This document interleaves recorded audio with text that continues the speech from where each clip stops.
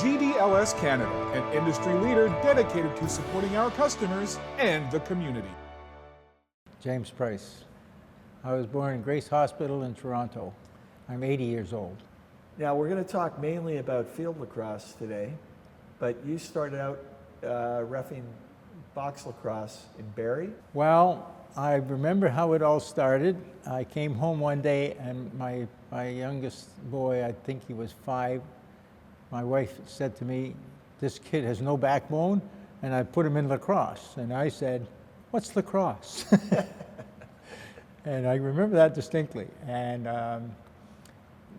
that's how it started. And he played in the minors in Barrie for a couple of years. And then finally I said to them, "Listen, you guys are serving me well with looking after my son. How can I help?" And they said, "Here's your team." I said, "Just a second." So I had a lot of homework to do, which fortunately there was enough material around that I could do it, and I got into coaching, and I started coaching mini Tykes and Tykes in Barrie. Yeah. That's how it all started. All right. Did you start in the 70s or the 80s with your involvement with field, do you think? I think 1974 rings a bell. Okay. You became very immersed in helping to try to build officials to fill the gap. I can remember my philosophy back then is that there's no points for originality, so steal everything. And I used to go into what I could from those experienced teams and that, and take everything that I could and put something together for what we didn't have. So I stole everything. I didn't invent anything. So. But you delivered the information.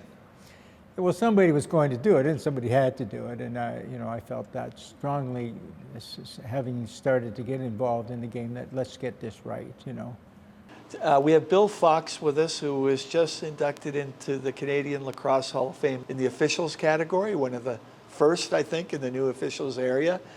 And Bill has known Jim Price for many, many years, and is going to speak a little bit about Jim's career as an official and what it means to Canada. In the early days, we used to have a lot of box referees come out in their box attire, the black jerseys, and officiate our game and do the best they could. And Jim was really one of the first ones that would come out with the full kit, the proper hat, uniform, socks, jersey. And he was a real student of the game. One of the first ones we had, other than the odd time we'd have an American official come north of the border to help out and train some of the referees. But Jim would study the game, and during the game he would help us to sort of educate ourselves from the confines of the box game to the field game and the differences of the rules. Jim would do that during the game, post game, and help everybody throughout. But he was really a mentor for all referees that are in Canada right now. One of the first officials that really understood the game and understood what it meant to bring new officials into the fold. And he took time with us at clinics to explain the game. And when he would do a game with high school games or club games, Jim would always help you out. If you made a bit of a mistake, Jim would take the time to call a timeout and explain things to you, and sometimes to the players. And he put a lot of time in on his own. We had clinics in Quebec and down through the East Coast to the other provinces.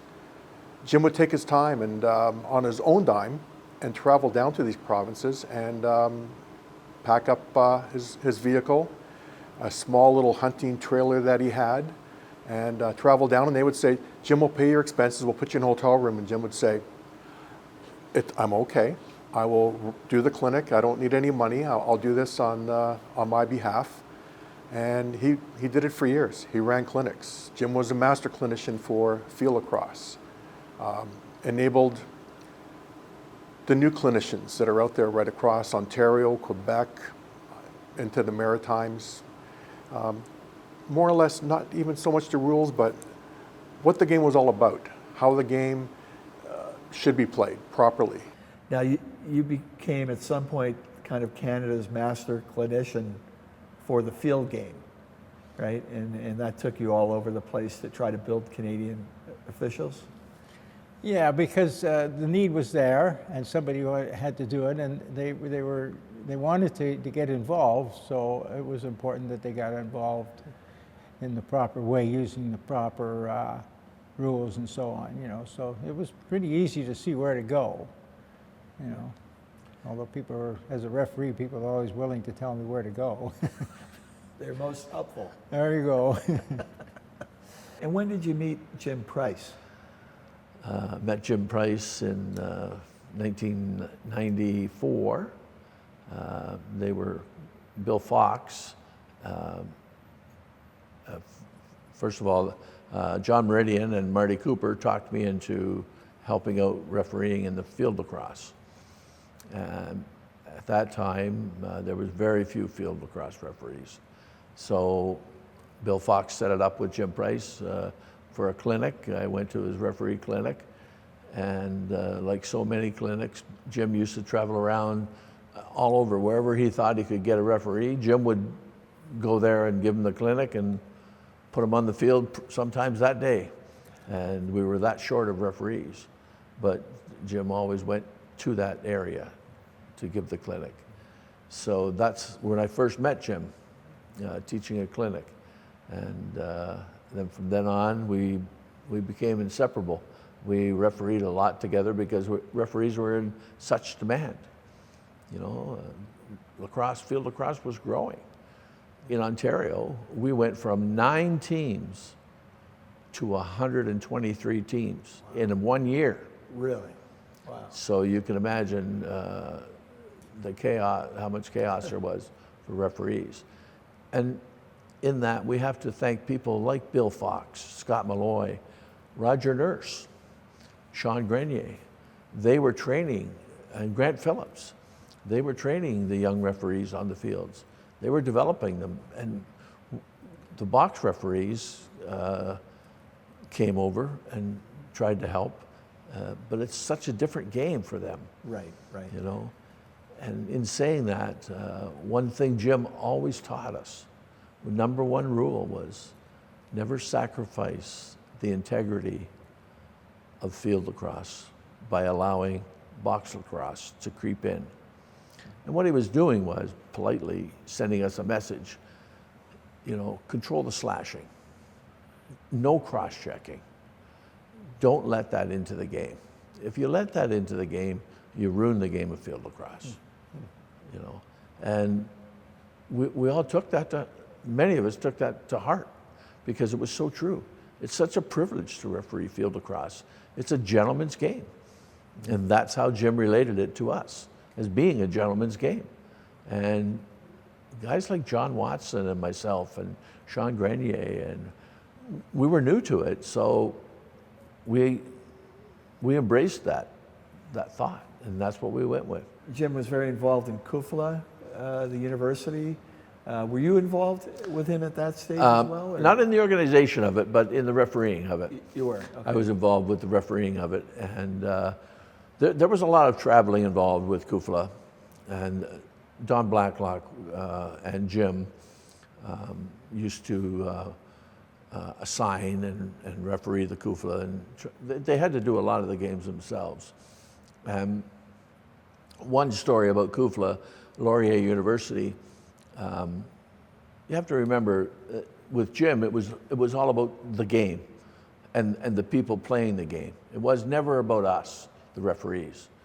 And he used to tell us to bring cones with us and bring lacrosse balls with us, because Laurier, they didn't have a lot of money. The players supported the team. So just to be on the safe side, make sure you bring the cones and the balls so we can get the game going, you know. And we did. And we brought cones and we brought lacrosse balls to the game, and we used them because Jim was right. They didn't have a lot of money, but they had the odd beverage after the game, so, you know. You repaid in that. They were good. Yeah. I think if I look at the money spent, and I feel the same way now as I did then, is the money is way secondary to the game itself, and it's important that somebody does this for the game, because the game is bigger than anything, you know, bigger than any person or money. and it still is. And I understand you used to drive around as far as you could with a trailer, a little camping trailer attached to the back of your vehicle, and that was your suite wherever you went, was the little trailer that was attached to your car. Yeah, that saved us a lot of money with accommodations. Yeah, I remember that trailer fondly, yeah. And, did you cook your own meals at the trailer? Oh yeah, I used to have a little barbecue and that type of thing, Did you really, huh? Kept me healthier anyway. Jim is going to show us later on a bust that Yes. was made in his likeness, and I'd like to hear that story. Well, unfortunately, one year Jim's house was broken into, and he lost a lot of memorabilia that he had gathered over the years. So there was a few people. Kevin Kaplis was one of the main. Kufla? Yes, Yeah. Kevin is on the Kufla board. Yeah. And John Dixon was another one Yeah. from Toronto Beaches. Yes. Ryan Metcalf was another one, and myself. We had a committee, and we contacted all the lacrosse communities. What year was this roughly, just to give some context to it? 2010, Okay. yeah. And all the communities were contacted, and money was raised within their communities. They replaced the necklace, they replaced so many things. Wow. And people dug through their old files and found old pictures and that they could replace and part of Jim's memorabilia.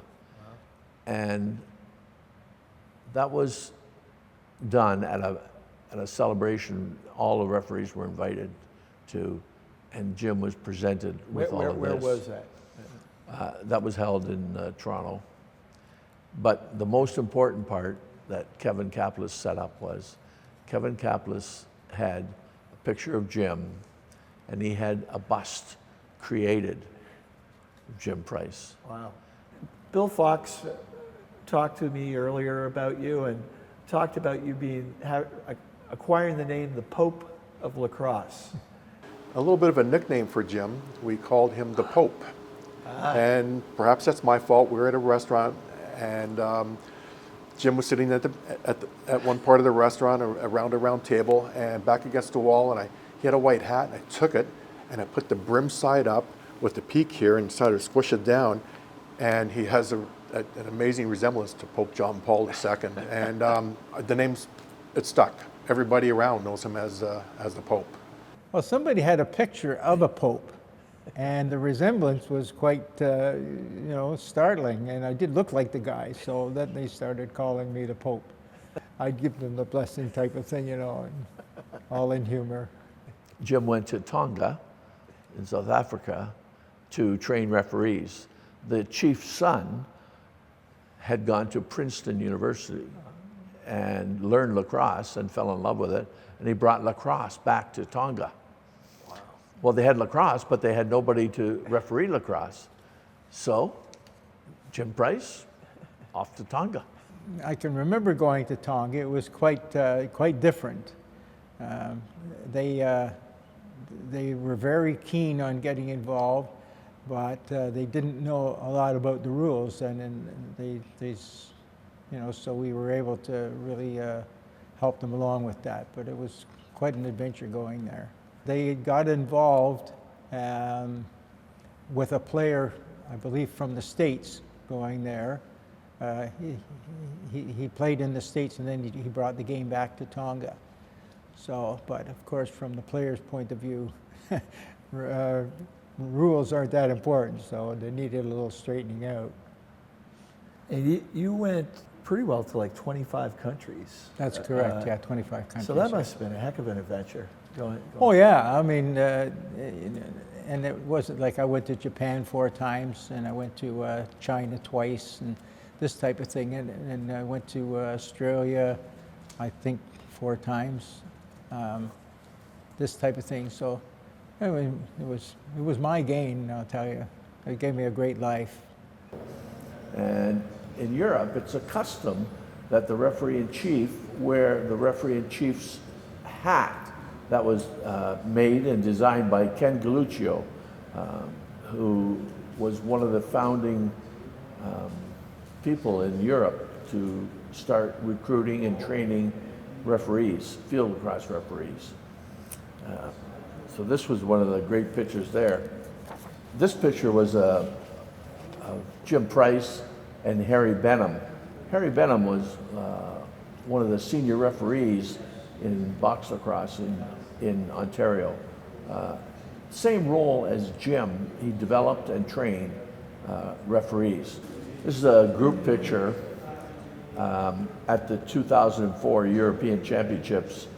It was a pre-game match, and they put two senior referees, Al Blau from Long Island and Jim Price, into the game just to, as a show of respect for the two people. Yeah, Jim introduced me to international lacrosse in 2002. Myself, Jim, and John Watson went to Berlin, to the Berlin Open. And Ken Galluccio, at that time, was in charge of European referees. And Ken Galluccio had a system because they had no referees, none. So he trained referees. Each team had to bring a referee to the game. Yep. That referee would play his game, then stay and referee the next game. And that was a requirement of the league, and it worked. Wow. Now, in that period of time, it was Jim that was training the referees. First, he had to train Ken Galluccio, and that was hard because Ken was a goalie in lacrosse, in field lacrosse. Now Jim had to make him a referee. So Jim trained Ken, and then Ken, in turn, trained the other officials. In Germany, Rossi, one of the referees there, and Barbara Zeleny, a female official. So they took over the officiating part of it. But in Berlin, a quick story, in the final game of the tournament, the Czechs had 3 teams in the tournament. And one of the teams made it to the final game against England. So we're on the polo fields in Berlin. We're ready to play the final game. The stands are full. Everybody's waiting. England refuses to take the field because the Czechs had picked up players from the other 2 teams in the round robin. So the Czechs, to their defense, they didn't realize they could not do that. And there was nothing in the rules to say they couldn't do it. But on the other hand, England's right. That was not the original roster that they played with. So England refused to play. So Ken Galluccio said, what are we going to do? So Jim and myself, we went to center field with the captains from each team. And we explained to the Czech team, yes, you're right, there's nothing in the rules. We'll allow you to take 1 player from each team, that's it. Not 3 or 4, 1 player. And England still said, no, we're not playing. So Jim said, well, you're refusing to play? And he took the trophy from Ken Galluccio, the championship trophy, and was going to, well, then I will present the Czechs with the championship trophy of the Berlin Open. So he handed the trophy to the Czech team. And England said, okay, we'll play. So we took the trophy back and we started the game. In the first 5 minutes of the final game between the Czechs and England, we threw more than 40 flags. In 5 minutes. And then the game settled down for the rest of the 4 quarters, and it ended up a 4-2 victory. For who? For England. And the Czechs were fine with that. It was a great game, very physical game at first, but it was a great game. You went to Towson in 1982 for the World Championships down in Baltimore. Yeah, yeah. And what kind of duties did you have down in Baltimore? Were you on the field officiating or I think I was assessing. assessing referees Yeah. during that tournament? Okay. Yeah, we didn't have an assessing program, so we had to start one. And I can remember sitting up there with my clipboard and assessing the referees on the field, you know. So when you say you did an assessment, what did that entail? What were you trying to do? You would grade the referees according to their performance, sticking to the rules, their positioning and all this stuff. And then you would interview the referee afterwards. It was all in the vein of improving the referees. So from every country you were assessing? Yeah, you didn't. Well, the common denominator was the game, so it didn't really matter the country. Who you assessed, yeah. Yeah. And did you ever give any tens out to officials? Probably. There were a few really good ones, yeah. Yeah, I didn't like to give them a 10 because I like to make them feel that there's always room for improvement. Right. In 1998 at the World Championships, Jim was one of the assessors for the international game. And he was looked upon as the one that understood international lacrosse because a Canadian official, one of our top officials, a Master Clinician, when he would assess a referee from other countries, or even within our own country, if he had to assess one of us, we stopped and listened and understood what we needed to do in that game and games leading forward, how important it was. But yeah, the Jim traveled all over the world. He traveled to Finland, traveled to the Far East, traveled through the US to officiate games. Another thing that a lot of people don't realize, officials wanted to come to Canada and officiate. Jim said, my house is always available for you. They would travel over and Jim would put them up, bring them to the high school games or whatever club game that was available. And a lot of them I officiated with and you know, sort of on my side helped to mentor and just how grateful they all were to have Jim put everything forward and say, there's always room at my house. If you come over, we'll put you in games. But again, just how Jim was looked upon worldwide through the lacrosse community. Everybody respected him. It was for what he did on the field, but so much more what he did off the field and not even about games. Yeah. It was about what he could bring to everybody else from around the country and around the world. Did you ever wish you were an official in a sport that had like a pro version of it, like football or basketball or anything like that, or? Not necessarily, because the pro games tend to lean towards what sells, that type of thing, and so they bend things to be more sellable to the public rather than what's good for the sport itself, you know. Yeah, so you're happy where you ended up with this game that really is growing as we speak, you know, and Oh yeah. building as we speak. Yeah. Oh yeah, well, I'm happy to be part of it because it gave me a great life, you know. Jim, at one time, was the president of the FIL. And when it started, it was recruiting countries, European countries, to play lacrosse. Stan Cockerton was on the board. Well, they had no money in the FIL. The only expenses that were paid was the president, and that was Jim. So they would pay Jim's flight to go from Canada over to Europe. Well, Jim used his free ticket for Stan Cockerton because he knew that Stan would have more influence on recruiting countries than Jim. Not to take anything away from Jim, but Jim was there to control the game of lacrosse as a referee, Right. not to politically recruit countries Right. to play, where he felt Stan would do a better job. So he used his money to pay for Stan's ticket to go, that he was subsidized by the FIL, and he paid his own ticket to go. And they did a good job recruiting countries, but they did it by traveling, by going to the people. There was no politics there. It was all about the game. And That's what recruited lacrosse in Europe. It was about the game. So many there is not one European referee does not know the name Jim Price. Because Jim Price over in Europe is what Stan Cockerton is in Canada. You know, he's an ambassador for the game.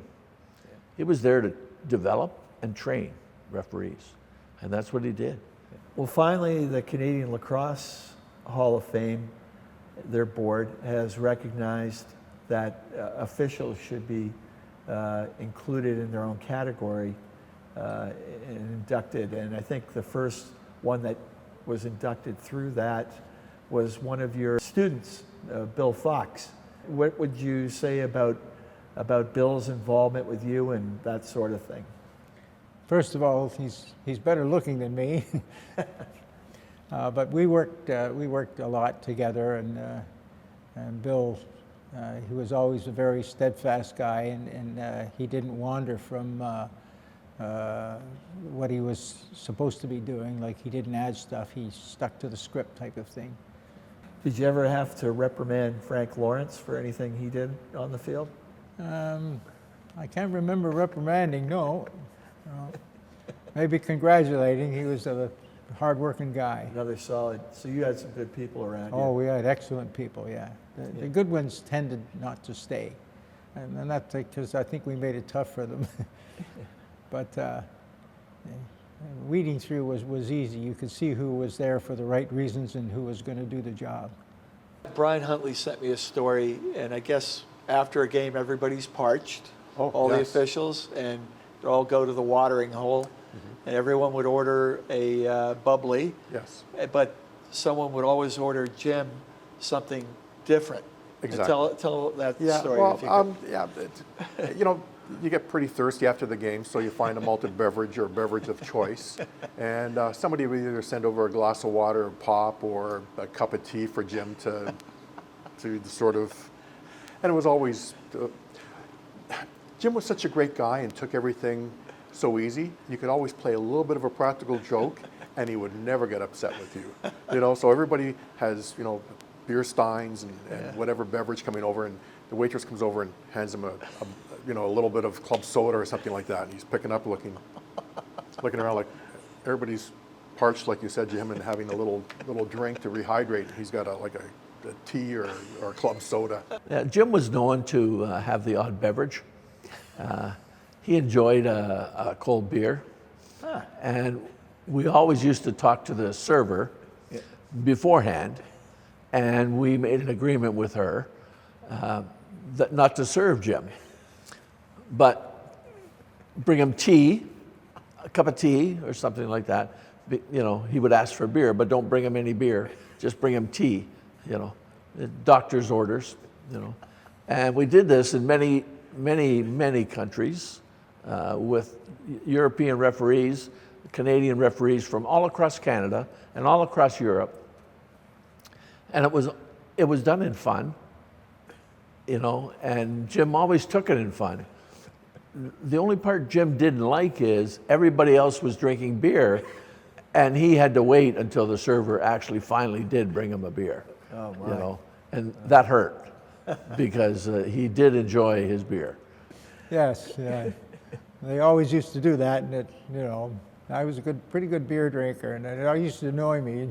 Will you get over with this and get me a beer, please? Let's move on to this. They used to follow me around and said, who's the guy bringing this back here, you know?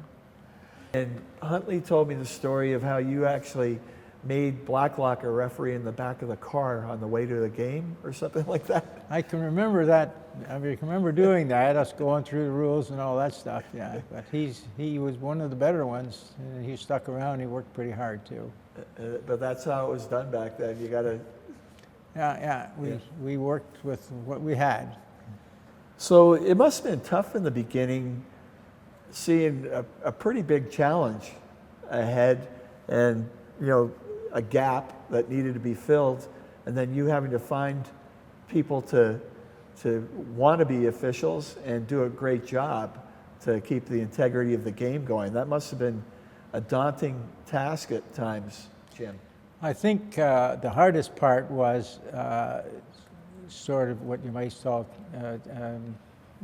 taking the wheat from the chaff, or the chaff from the wheat, or whatever they say, because there was no organization at that time, and so that's why I say we had to go around and travel around to see what is being done and what should be done, and then what has to be eliminated, and through consensus and through what was working and which direction to go. That was the hardest part.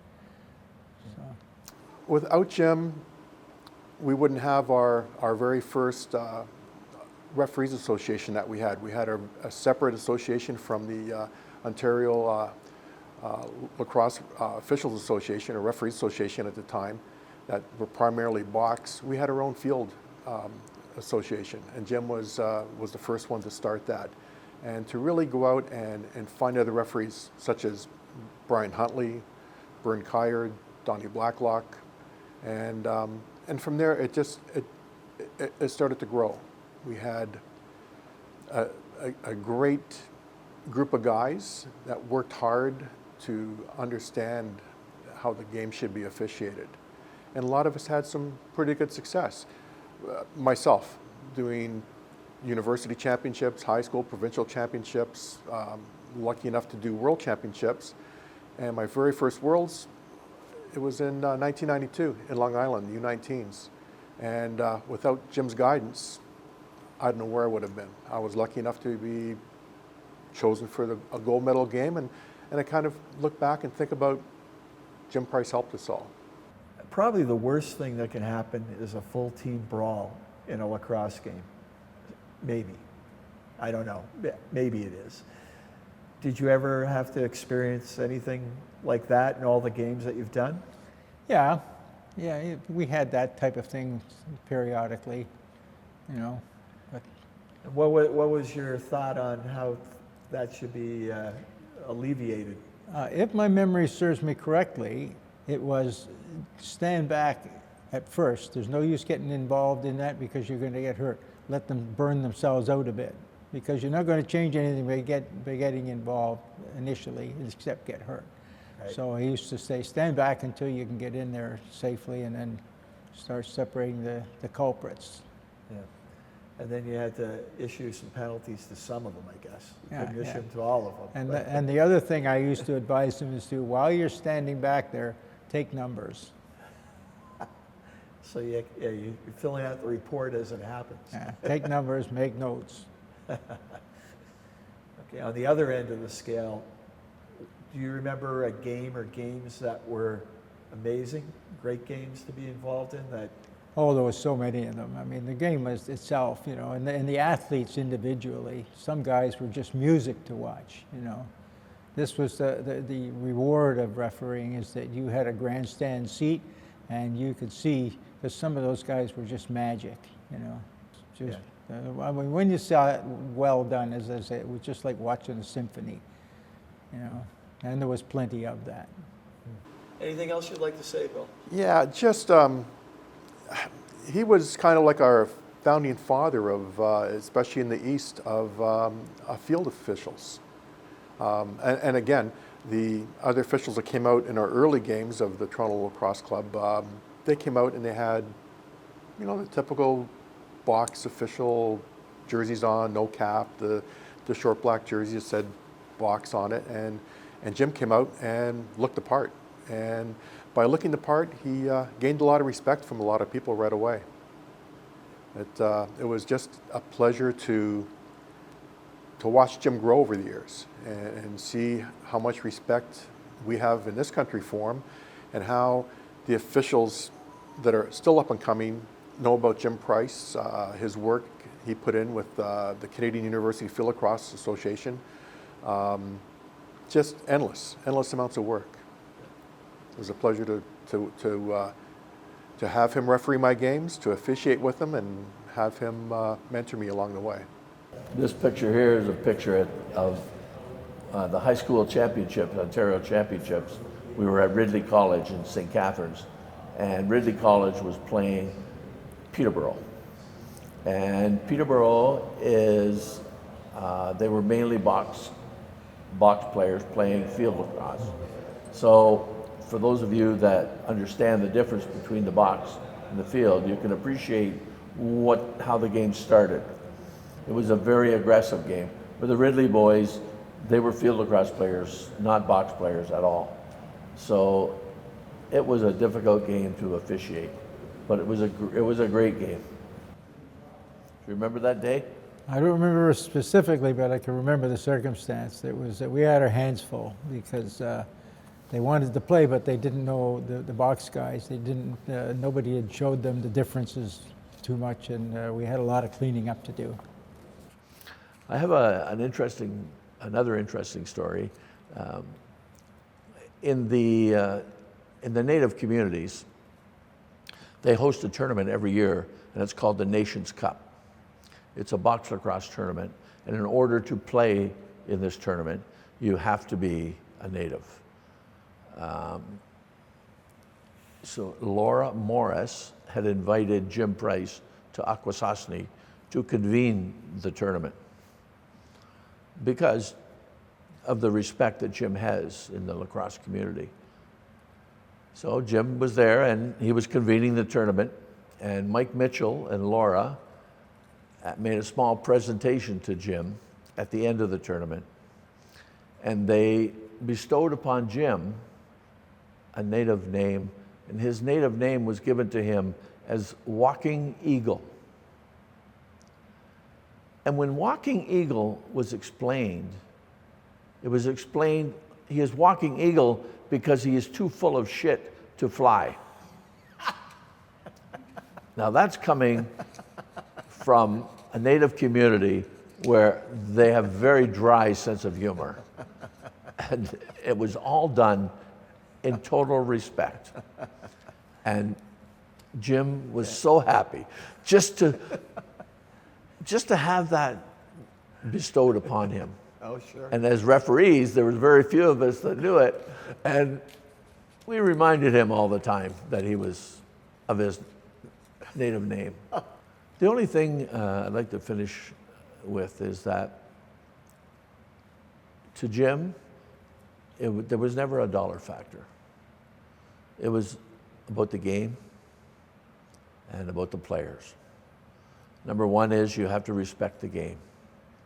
And number two, you have to respect the players. And that goes for everybody. And he always instilled that in us. Yes, it's a slash, and yes, it's a big slash, but every game is a new game. You can't go back on the game that happened earlier in the day and punish that player for what he did previously. They're playing with emotion on the field, and just treat each penalty, treat each player with respect. Clean slate every time. Everybody starts with a clean slate. Yeah. Yeah. Anything you want to say about the game in general, about officiating in general? Anything you want to talk about? Go ahead. I'd just like to say that I feel one of the truisms in life of men, of boys, is that they tend to get themselves into trouble one way or another. And being involved in the game of lacrosse, it saved me from any of that stuff because it kept me so busy, and I'm forever grateful for that. But also it put me on a path where I was able to travel around the world and find out what was going on, and it gave me a much broader life than I ever would have had, and much better quality too. Wonderful. So I'm grateful to the game for that.